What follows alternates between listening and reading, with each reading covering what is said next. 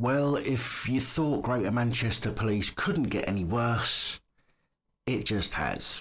A video has been released that shows a female GMP constable trying to remove a rough sleeper from a doorway where he had been sleeping for some time. Now, the man is Sudanese, and I will ask you to please be respectful in the comments, as he's clearly not one that's been shipped in to take homes away from those of us who have lived here all our lives.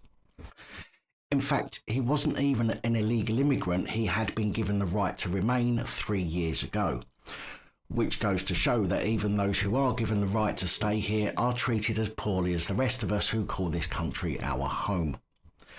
The video, which I will show at the end of this report, shows a female police constable trying to get the man to move in an incident which is said to have happened last September outside Manchester Town Hall. It shows the constable drag the man by either his feet or the bottom of the sleeping bag he is in before trying to grab his arms. It then shows her stamping on his body, which looks to me like it's deliberate, as she didn't lose her balance or trip over. It's said that the man was injured following what I would call an attack, as there was absolutely no reason for that kind of force and was completely disproportionate. The man said following the incident that he was left with a fever and blood in his urine. He said that normally he was woken up by council officials, but on this occasion it was a police constable. We told them we had nowhere to go and that it was very cold. I was telling her I needed to sleep, but she stamped on my stomach with her foot. It caused me problems. I had a fever in the following hours. I had blood in my urine.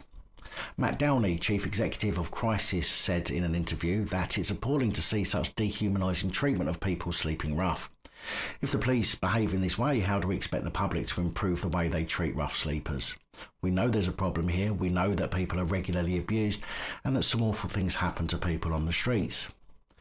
Which is probably why the government are doing such a great job trying to get people off the streets, like housing homeless veterans. Greater Manchester Police said that initially the officer's actions were dealt with. Then in the further reports it stated that the constable had been dealt with by the reflective practice review process. I wanted to know a little bit more about this, so I contacted GMP's press office and they sent me this. So I went and looked at the IOPC website and I found a reflective practice review process summary report, which I will link to in the description should you want to go check it out for yourself.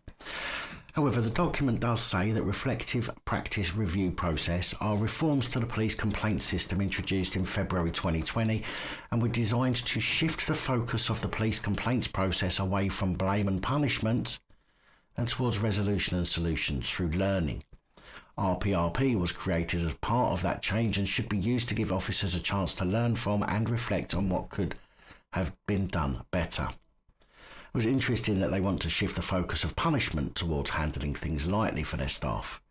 But granted, in some cases, such as maybe leaving a computer logged in at the station or leaving some paperwork on your desk, I think in those cases warrant a talking to, but stamping on somebody's stomach in the course of your duty when there was zero threat to you warrants a little bit more than a stern talking to.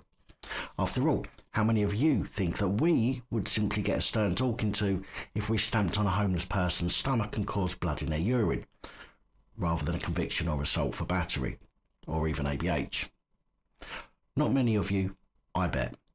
A Greater Manchester Police spokesperson said the officer's behaviour fell below the standard we expect, especially concerning respect for all members of the community, and the officer's actions were dealt with.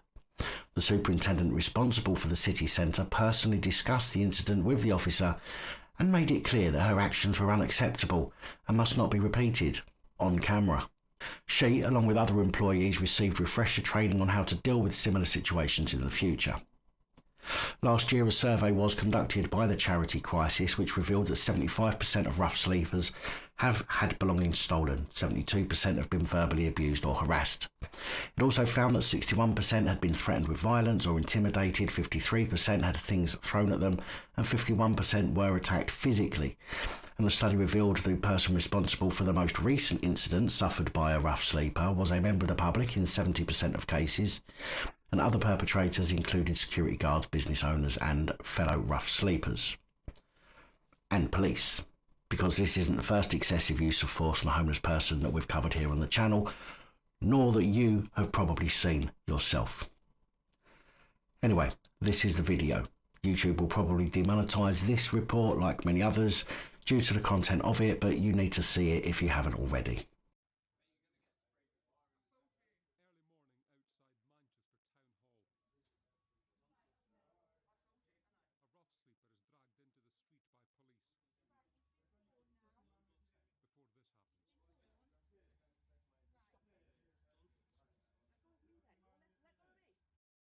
Absolutely disgusting display by Greater Manchester's finest, and a woman at that. I don't know, maybe the narcissist bug has spread to the women now, and this is going to be something we see more and more of in the coming years. Who knows? But I sure as shit don't want to be seeing this, even if it does provide content for the channel. If you found this report informative, please give us a thumbs up and share your thoughts in the comments below. Don't forget to subscribe for more updates, and I'll see you in the next video.